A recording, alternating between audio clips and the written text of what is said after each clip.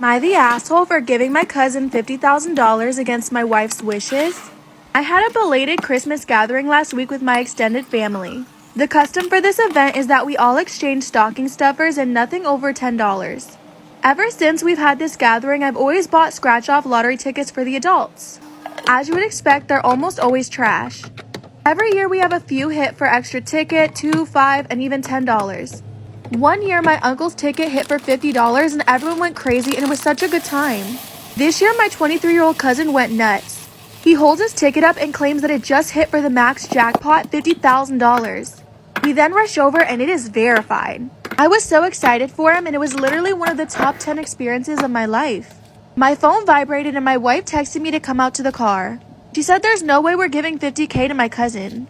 I said that while $50K would be nice to have, it's not life-changing money for us. I have a 2-decade professional career and my wife is a stay-at-home mom by choice. Our retirement and the kids' college funds are funded and our only debt is the house. But this money would change my cousin's life. He just graduated from college and had to work so many jobs and took out loans. And now he's saving up money for a car. She's demanding I take the ticket back from him, saying maybe we'll give him some of it. Storytime about how a crazy man broke into my hotel room and tried to essay me. I'm a very successful businesswoman. I own a PR company and travel a lot for work. Because I'm addicted to work, I never gave myself enough time to meet anybody or even have a family. I'm in my early 40s and I'm actually really happy with the way my life has turned out. I live in Los Angeles, but I usually travel to New York every single month. I have a lot of clients there and I always take advantage and stay a few days for myself. I usually always stay at the same hotel, but it just so happens that on this trip there was no availability, so I decided to book another hotel in Manhattan. This was a really nice hotel, by the way. The reviews on the hotel were amazing. I finally arrived in New York and went straight to my hotel. They upgraded me to a better room. The hotel even had a gym and a sauna. I decided to do a 30-minute workout. While I'm on the treadmill, another hotel guest comes in. Obviously, I had no intention of making conversation with this guy. I barely made any eye contact with him, but I could definitely feel him looking at me. I'm sure you girls know that feeling. I did 15 more minutes of my workout and then left. But most of the time, I could see him staring at me. But I wasn't about to let him ruin my workout. As I start heading out of the gym, he stops me and asks me if I'm staying in the hotel. By the way, I'm wearing a face mask, so he can't really see my entire face. I asked him why he wanted to know, and he said that he would like to take me out to dinner.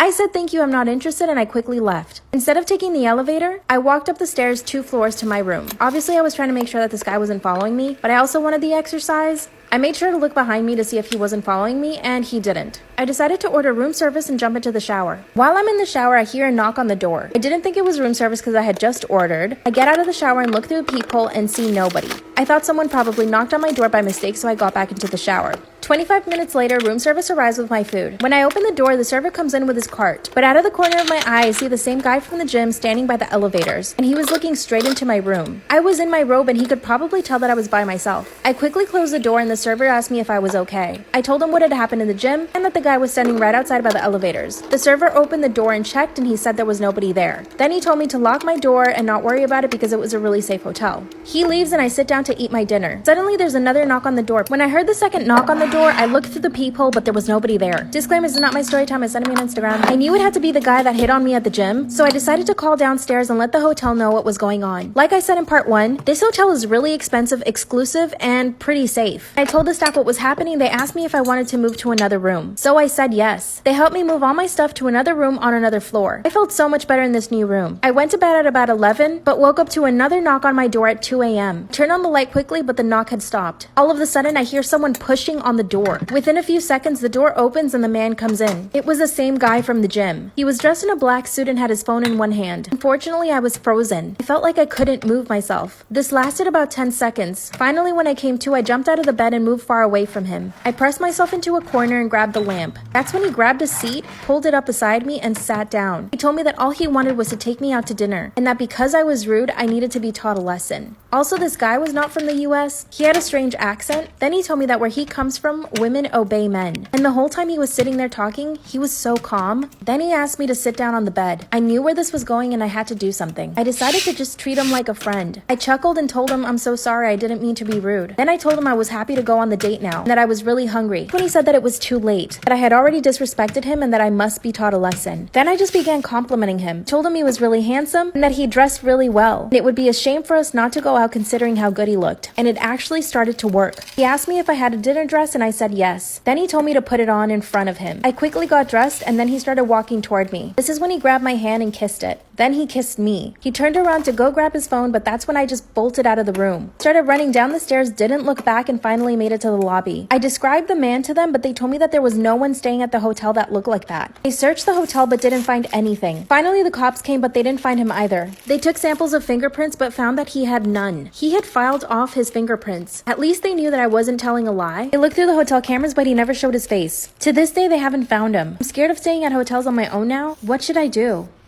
Let me know if I did the right thing.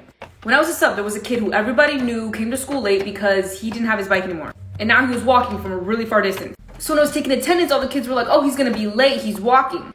He came in like 10 minutes late, soaking wet from sweat. I couldn't stop thinking about it. On my way home from school though, I saw him. I was driving, there he was, walking. Now here's where I either screwed up or just, I don't know. My first thought was like, oh my gosh, I should invite him in and give him a ride. But then panic set in. It was a mixture of anxiety and also putting myself in a situation where I don't know how parents are gonna feel about that. I don't know how he feels about stranger danger because I had only met this kid that day and I was only a sub for one day. And I had never driven up to a kid and asked him to get in my car. You know what I'm saying? On top of that, what if he rejects me? What if he's like, no. I don't know if I could live with myself. I'd be like, okay, what if he's like, what a creeper. My sub was a creeper. There was a million things racing through my head until I finally just drove past him. I was like, no. Was I wrong? Should I have just gotten him anyway? Not let my anxiety get in the way? Am I the asshole for telling my best friend she can't stay at my house? I live with my husband and child. My best friend Stacy has been staying with us for the last few weeks because of renovations. I met my best friend in college and we're pretty much opposites when it comes to a lot of things. She's far more carefree, particularly with men. She loves dating committed men and will pursue them for the thrill. There have been a couple of occasions where she's been confronted publicly by spouses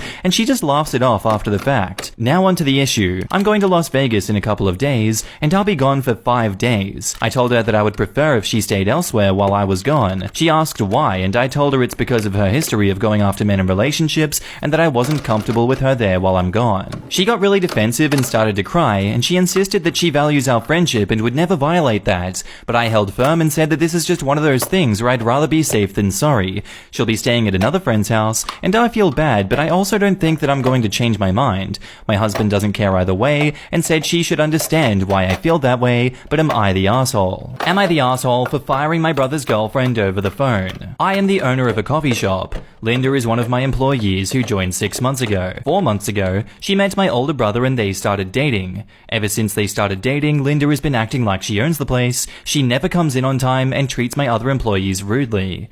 Every time I scold Linda, I end up receiving a call from my brother telling me not to pester his girlfriend. She's been shirking her responsibilities lately. Even after the holiday period ended, she chose not to show up. I called her up today and she told me that she didn't feel like coming in. I told her that I've had enough and that I was finally going to fire her. I told her we only needed diligent employees here and that she was clearly not one of them. Hours later, my brother stormed into my house, cursing and yelling at me for firing his girlfriend. My husband kicked him out of the house and I was honestly so annoyed, but am I the asshole?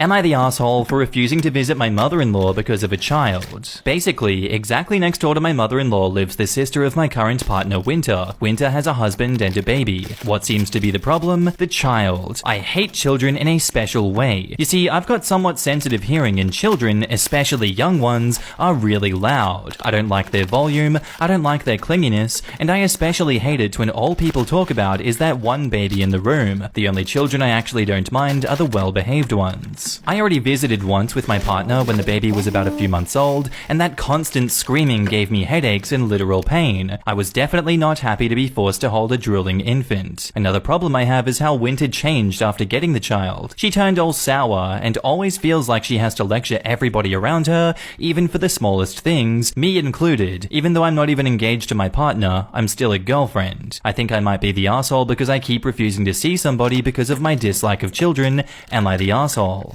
Am I the asshole for telling my wife it's embarrassing she gave our daughter's bus driver cookies?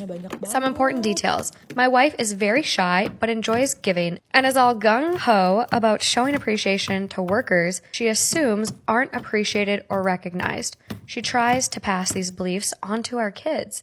Because she's too silent to show her appreciation, she does it through gifts, usually baked goods. I've been embarrassed about it in the past. Our oldest rode the bus for the first time. My wife was waiting at the stop with our daughter and had her hand the bus driver a bag of homemade cookies. Then, when she picked her up from the stop in the afternoon, she gave a bag to the afternoon driver. I asked why she did that when she could easily just have said thank you and left it at that. She said the bus drivers work so hard having to comfort all the nervous kids and handling the underbehaved ones who are thriving. They deserve more. I reminded her that this has embarrassed me in the past, and I think her behavior is way too extreme. I wouldn't want gifts from someone I love. She ignored how I felt, contacted some people in my life to see me just crazy, and most of my friends and my mom agree. My wife started showing face just makes everyone uncomfortable.